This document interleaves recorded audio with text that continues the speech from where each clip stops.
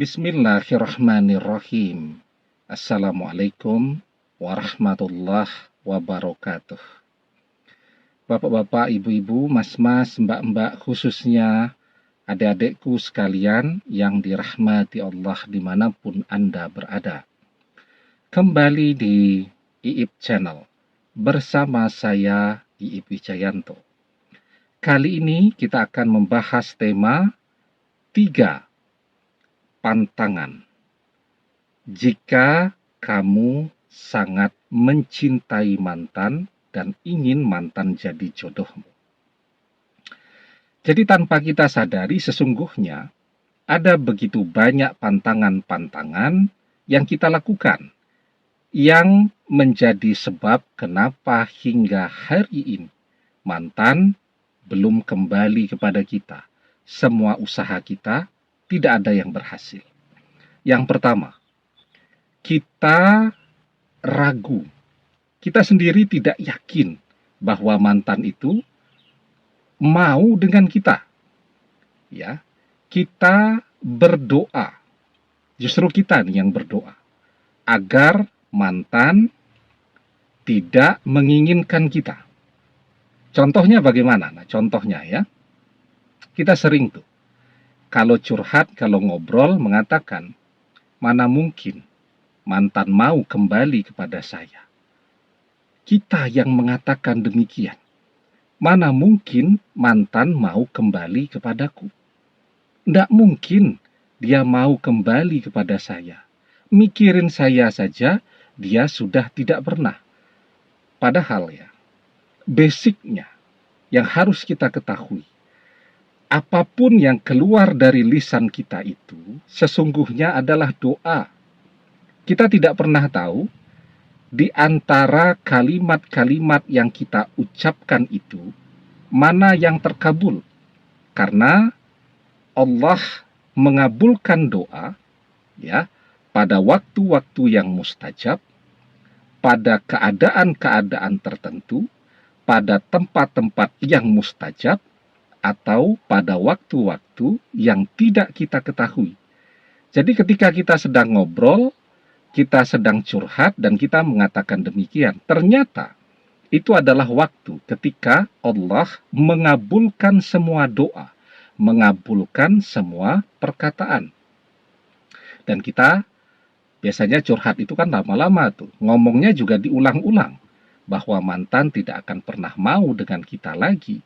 Dan itu adalah waktu ketika Allah mengabulkan doa, maka apa yang kita katakan itulah yang terkabul.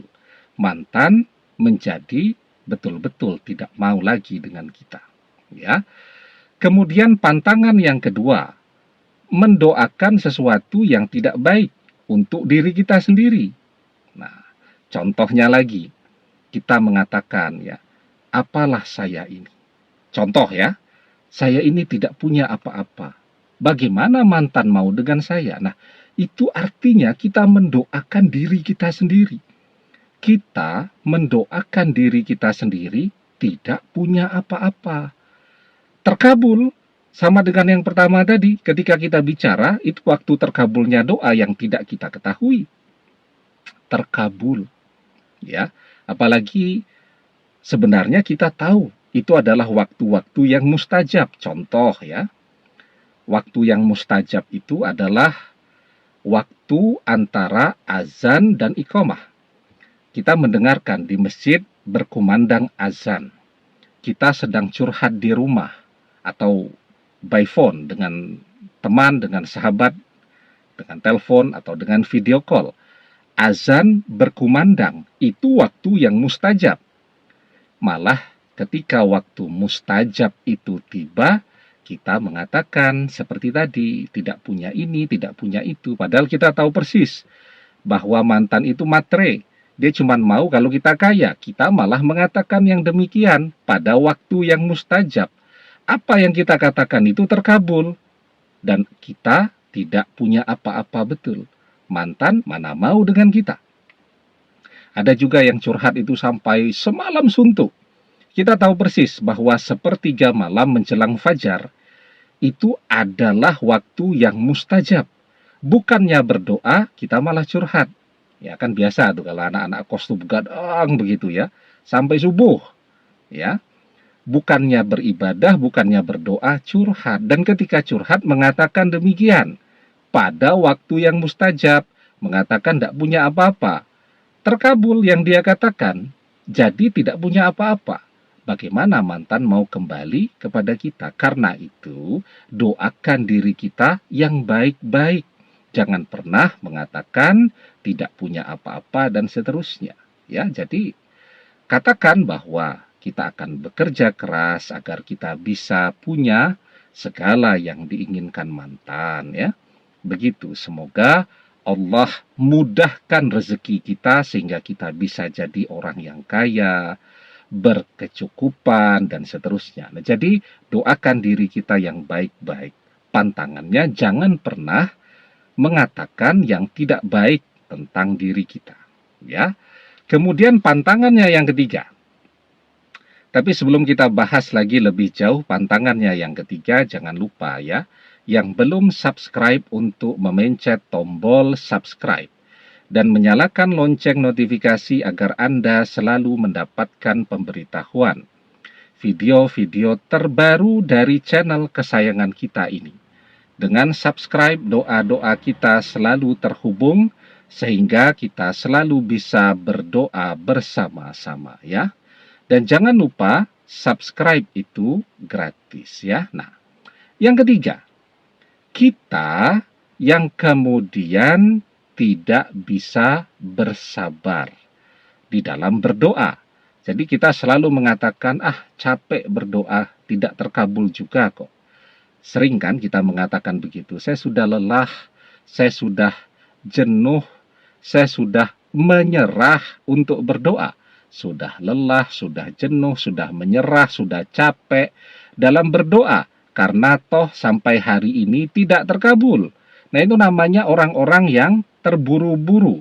Orang-orang yang tergesa-gesa di dalam berdoa.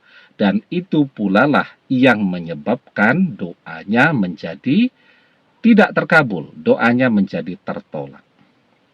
Di dalam sebuah hadis kita diajarkan, yustajabu li ahadikum malam ya'jal yaqulu qad da'watu rabbi falam yastajibli. Doa salah seorang di antara kalian pasti dikabulkan selama ia tidak tergesa-gesa. Nah, siapa orang-orang yang tergesa-gesa itu? Yakni orang-orang yang mengatakan, aku sudah berdoa kepada Robku, tetapi dia tidak mengabulkannya untukku. Nah, jadi pantangannya yang ketiga, berdoa itu yang sabar. Jangan tergesa-gesa. Karena tergesa-gesa itu adalah sebab tertolaknya doa-doa kita. Kalau kita bisa menghindari 3 pantangan ini, maka insya Allah doa kita akan terkabul. Ya.